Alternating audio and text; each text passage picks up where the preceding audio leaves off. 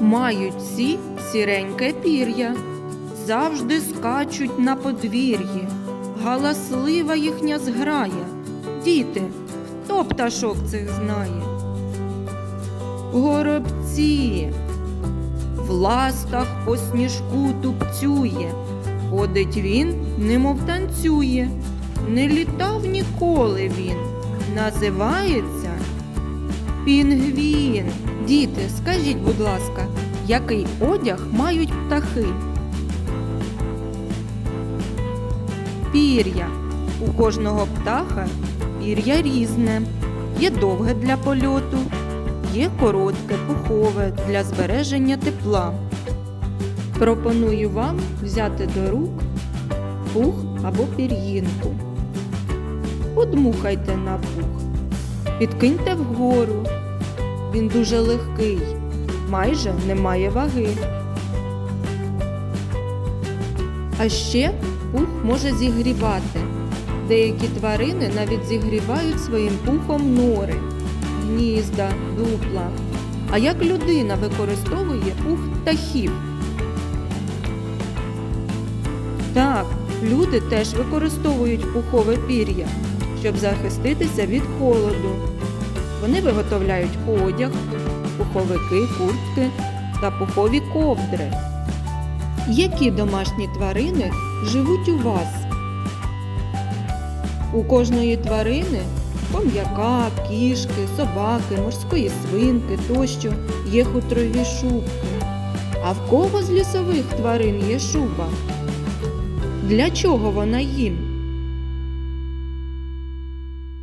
Так, шубки тварин зігрівають їх у холод, а за спекотної погоди рятують, не дають тілу перегріватися.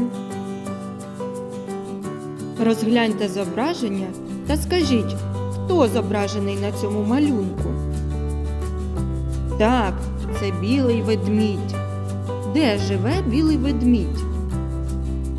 Чому там холодно? А чому багато снігу там?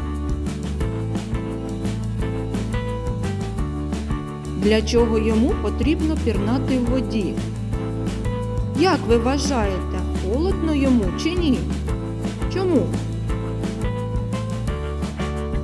Ведмідь має теплу хутряну шубу з густим хутром. Якого кольору хутряна шуба у ведмедя?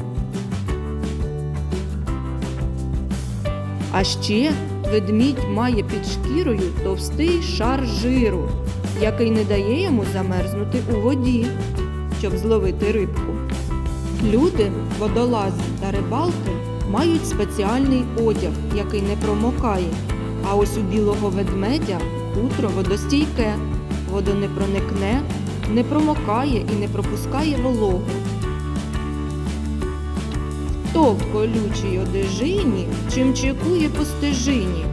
На ялинку схожий так, це кумедний звір – їжак.